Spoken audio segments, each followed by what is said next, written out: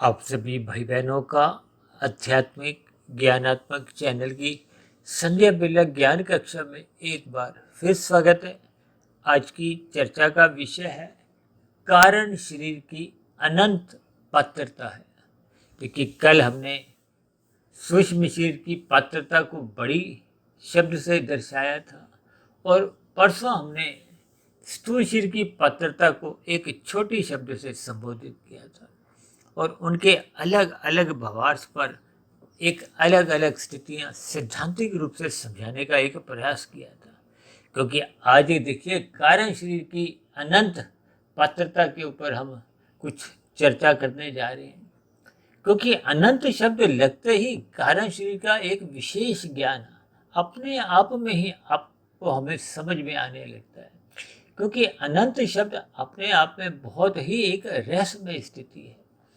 क्योंकि आपके बारे ये जो 84 लाख प्रकार की जोनियों के जो अलग अलग शरीर हैं, अलग अलग जोनियां हैं, 80 लाख जोनियां नीचे की दंडमय जोनी है।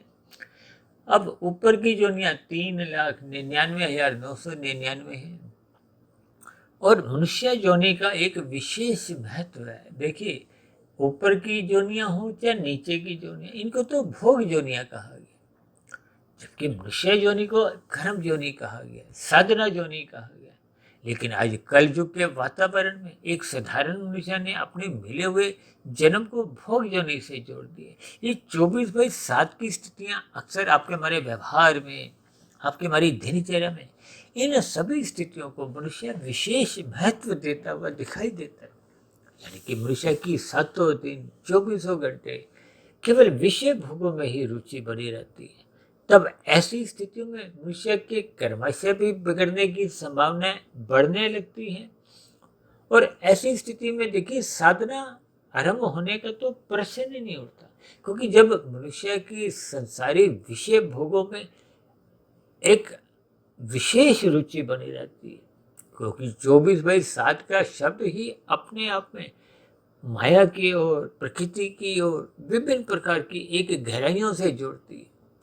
इन सभी स्थितियों को आपको हमें ज्ञानपूर्वक समझना होगा। क्योंकि कारण शरीर को आज हमने अनंत पात्रता के साथ देखिए विभिन्न इसके भावार्थ समझते हुए इसकी स्थिति को पहचानना होगा। क्योंकि ये 84 लाख प्रकार की जोनियां मात्र एक कार्य है। ये कार्य कारण के संबंध को, जैसे हम विज्ञान की एक स्थितियों में कार्य कारण के संबंध को पहचानते हैं। एक डॉक्टर रोगी के जो एक रोग का कारण ढूंढता है, ठीक इसी तरह ये जो 84 लाख प्रकार की जोनियों की आपको में इसका जो मूल कारण है, उस कारण शरीर को समझना होगा।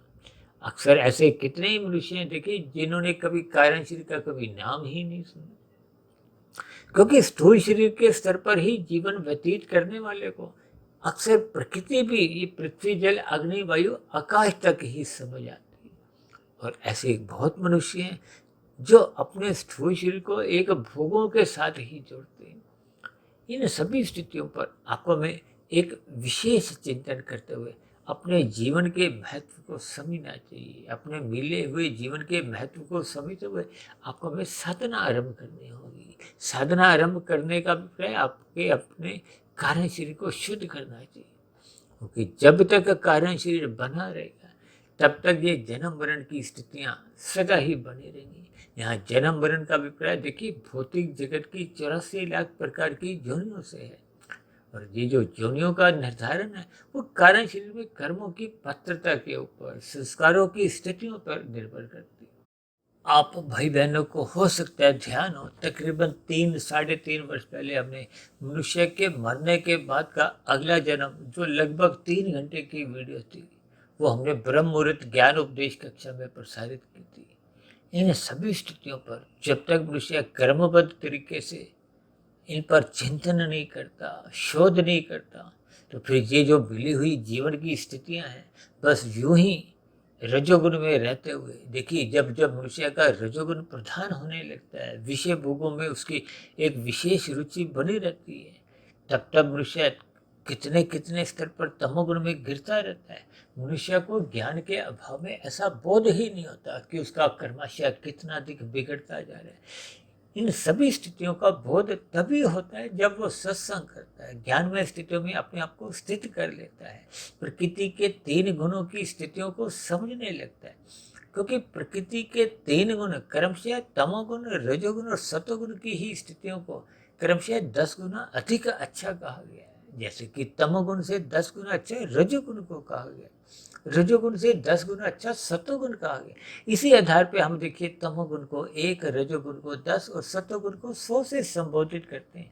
और इसी स्थिति के आधार पे अक्सर मैं अपनी इन 3 शरीरों को, स्थूल शरीर, सूक्ष्म शरीर और कारण शरीर की स्थितियों को भी हम देखिए स्थूल शरीर से 10 गुना अधिक महत्व सूक्ष्म शरीर को देने को कहते हैं, और सूक्ष्म शरीर से भी अधिक महत्व हम कारण शरीर को देने की इसीलिए बात करते हैं क्योंकि कारण शरीर, जैसे आपके हमारे मोबाइल का देखिए एक सिम कार्ड होता है, ठीक उसी तरह आपका हमारा कारण शरीर की जो एक स्थितियां हैं, देखिए आत्मा भले ही एक चेतन तत्व है, परमात्मा एक परम चेतन सत्ता है, लेकिन हम सब भाई बहनों की जो एक मूल स्थितियां हैं, ये अलग अलग जोनियों की जो एक स्थितियां हैं, उन जोनियों में जैसे जैसे अनुकूल प्रतिकूल परिस्थितियों में सुख दुख की जो एक स्थितियां हैं, उन सब का जो एक केंद्र बिंदु है वो कारण शरीर होता है।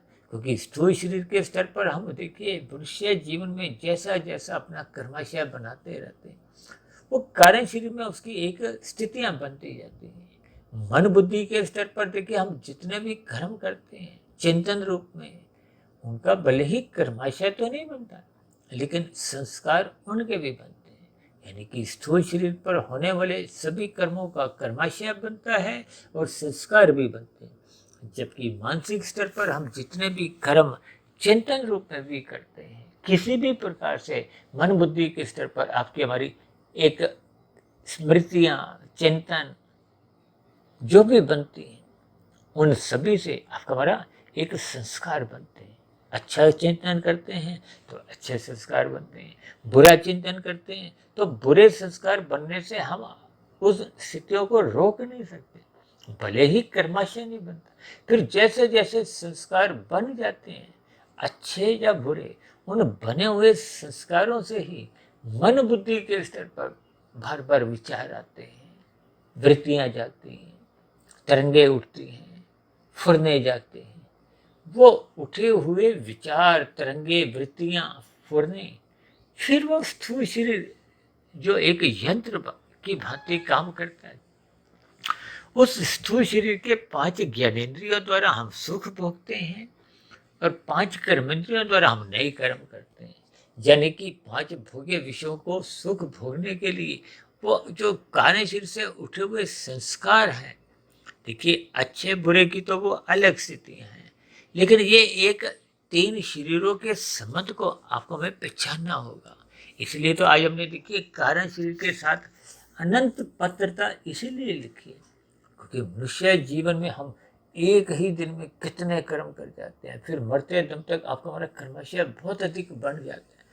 उन सभी बोए हुए बीजों का, छोड़े हुए तीरों का, यानी कि किए गए कर्मों का फल आने में समय लगता है, और सभी किए गए कर्मों का देखिए फल केवल मनुष्य योनि में ही भोग पाना संभव ही नहीं है। अब कितने ऐसे मनुष्य कोई पाप कर्म कर जाता है जिनका मनुष्य जीवन में देखिए वो दंड मिल ही नहीं सकता। देखिए इन सभी स्थितियों के बहुत ही सूक्ष्म अर्थ शास्त्रों में समझाए गए हैं, भले ही उन शास्त्रों के बताए गए अर्थ मनुष्य को प्रथम दृष्टिकोण में समझ नहीं आता, क्योंकि ये 80 लाख प्रकार की जोनियों पर जब तक मनुष्य चिंतन नहीं करता। देखिए ये स्थूल शरीर के स्तर पर ये जो नीचे की 80 लाख प्रकार की जोनियां हैं, इन जोनियों के कितने ही जीव आपके हमारे घरों के आसपास आप और हम महसूस कर सकते हैं, कुछ हद तक हम इनको हम देख भी सकते हैं।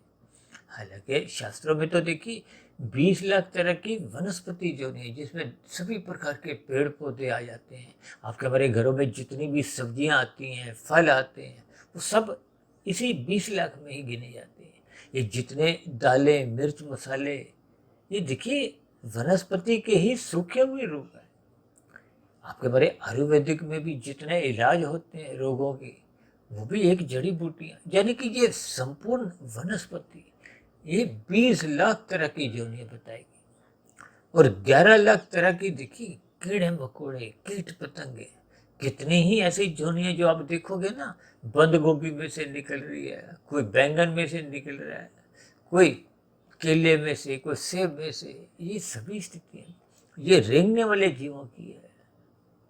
फिर थोड़े और आगे कीट पतंगे मच्छर, कितनी प्रकार की तितलियां, फिर इसी तरह देखिए कितने तरह के पक्षी हैं। शास्त्रों में तो देखिए 9 लाख तरह के जलीय जीव, समुद्र में रहने वाले जीव कहे गए हैं। ये 11 लाख तरह के कीड़े मकोड़े कीट पतंगे हैं, 10 लाख तरह के पक्षी हैं, और 30 लाख तरह के देखिए पशु बताए गए। ये कुल मिला के इनका आंकड़ा देखिए 80 लाख का हो जाता है। अब मनुष्य जोनि एक, अब एक मनुष्य जोनि में ही हम और आप इतने कर्म कर जाते हैं, क्योंकि मनुष्य योनि देखिए कर्म योनि है। हम सभी भाई बहन कर्म फल सिद्धांत से बंधे रहते हैं। जब तक हम इन प्रकृति के 3 गुणों से अपना संबंध सकाम भाव से रखते हैं, तब तक आपका हमारा कर्मशय बनता है, संस्कार भी बनते हैं। और यदि हम निष्काम भाव से कर्म करते हैं, फल की इच्छा रखते ही नहीं है, देखिए तमोगुण में रहते हुए मनुष्य निषेध कर्म करता है। शास्त्रों में कहा गया विहित कर्म करो, विधि विधान द्वारा जो शास्त्र आपको में अनुमति देते हैं, उन स्थितियों में हम जो भी कर्म करते हैं उस पर जो भी आपको में फल मिलता है। देखिए राशि कर्मों में हम अन्य जीवों को दुख भी नहीं देते, सुख भी नहीं देते, केवल विधि विधान द्वारा अपने उन कर्मों को करते हुए अपने सुख को सुनिश्चित कर लेते हैं।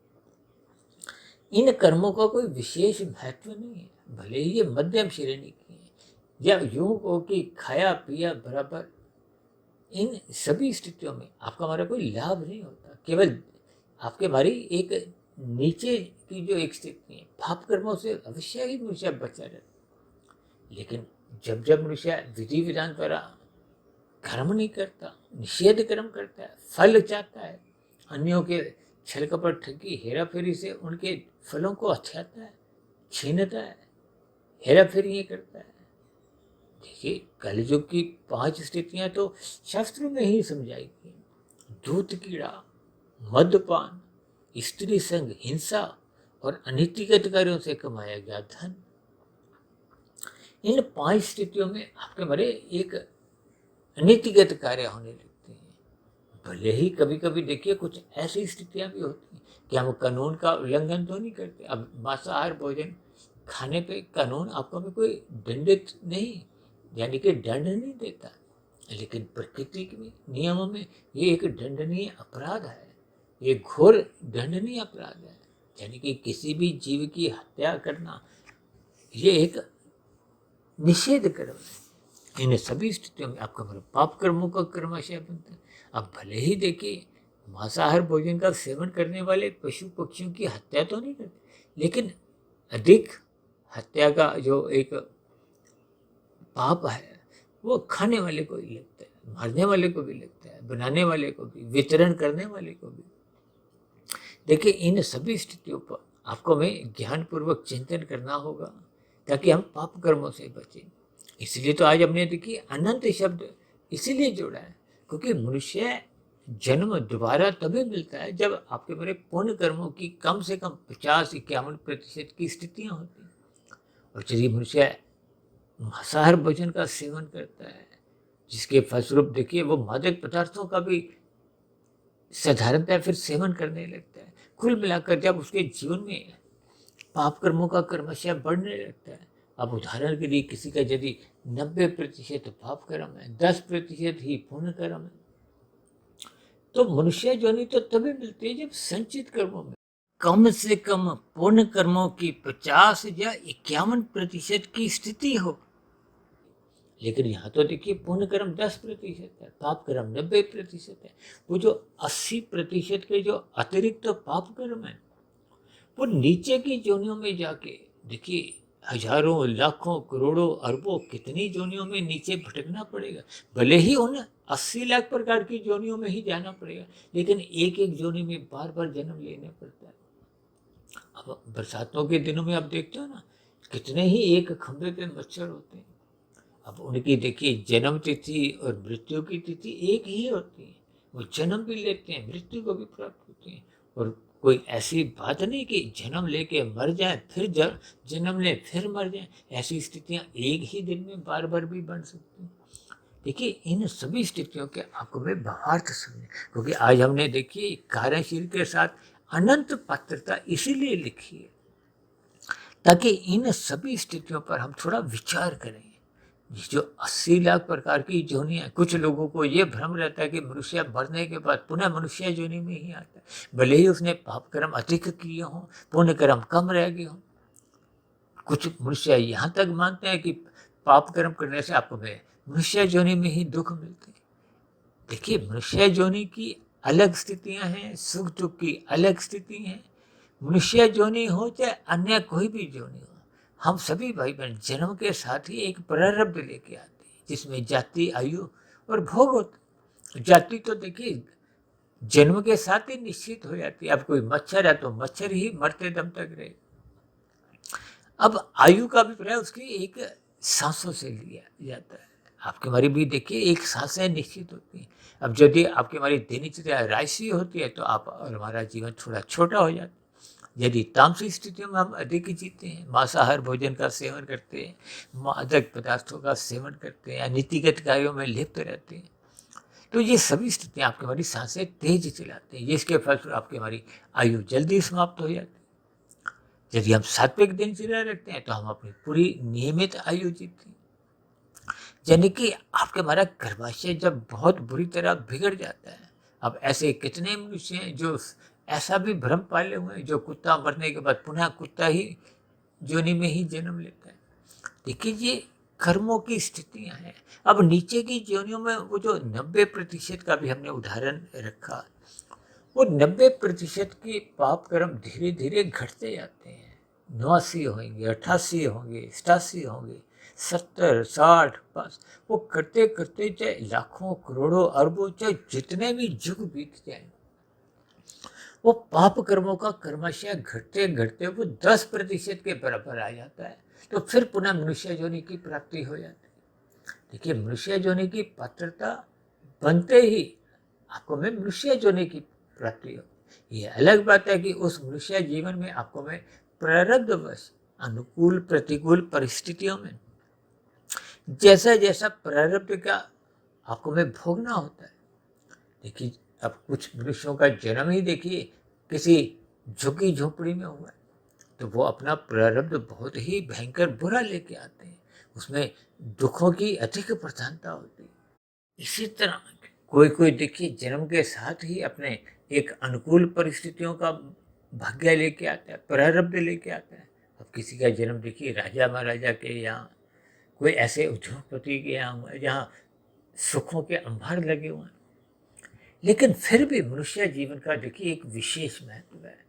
अब नीचे की योनियों में ऊपर आते आते यानी कि मनुष्य जीवन प्राप्त होने पे आपको में एक पात्रता बन जाती है कि आप और हम परमात्मा को पाने के लिए साधना कर सकते हैं।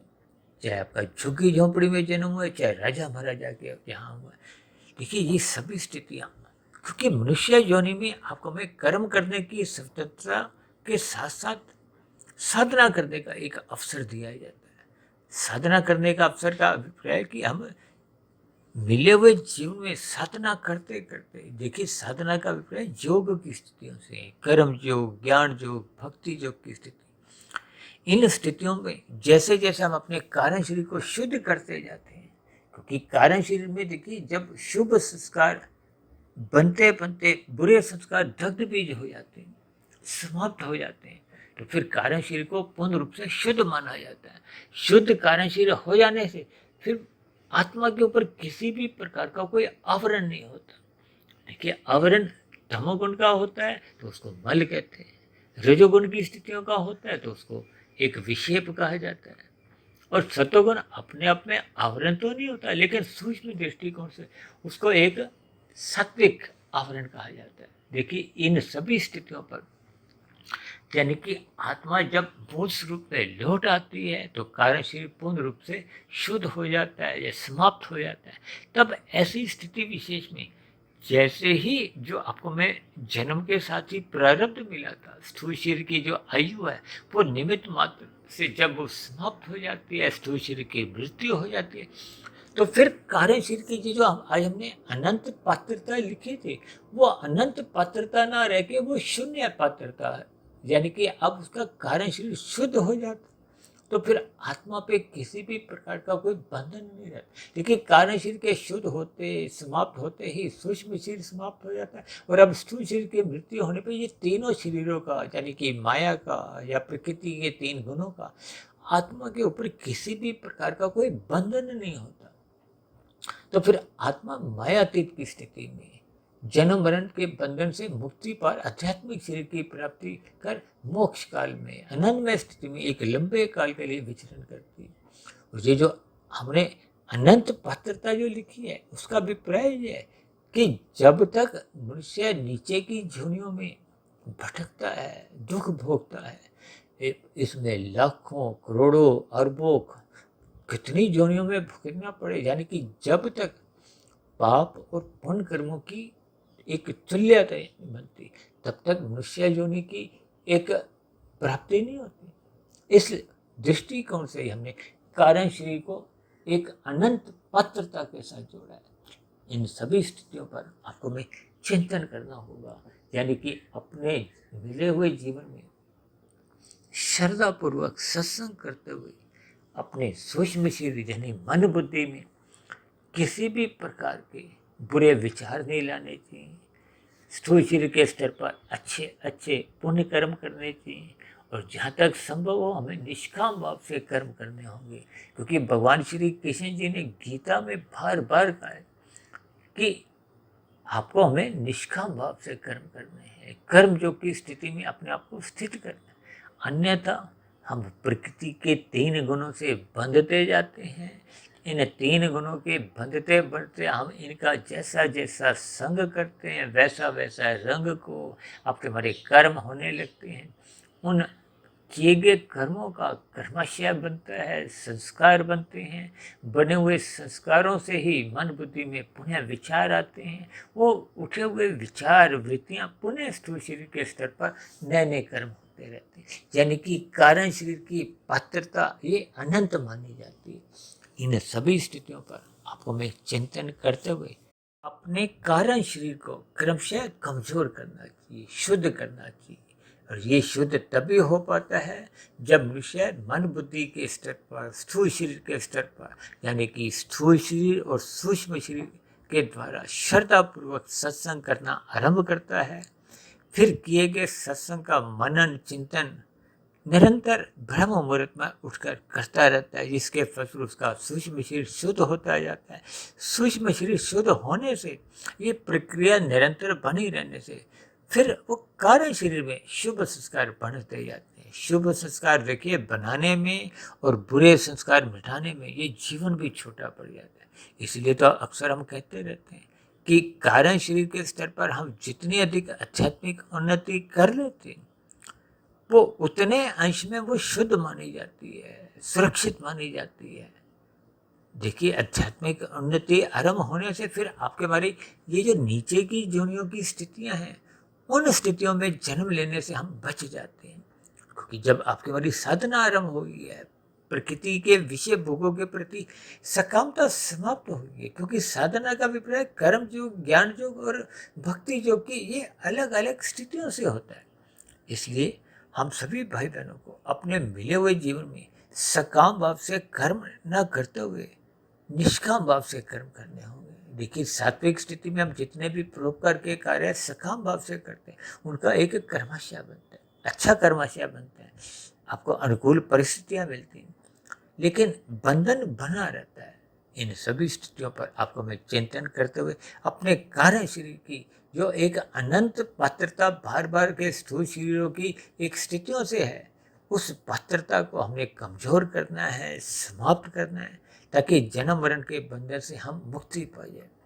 ऐसी सभी शुभ स्थितियां हम सभी भाई बहनों के जीवन में बनना आरंभ हो जाए। इन्हीं शुभ कामनाओं के साथ इस चर्चा विशेष को यहीं विश्राम देते हैं। कल सुबह फिर मिलते हैं ब्रह्म मुहूर्त ज्ञान उपदेश कक्षा में।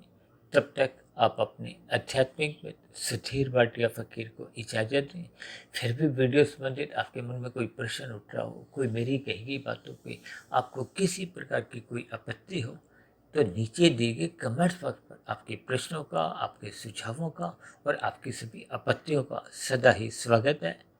चर्चा विशेष को ध्यानपूर्वक सुनने के लिए आप सभी भाई बहनों का बहुत बहुत धन्यवाद।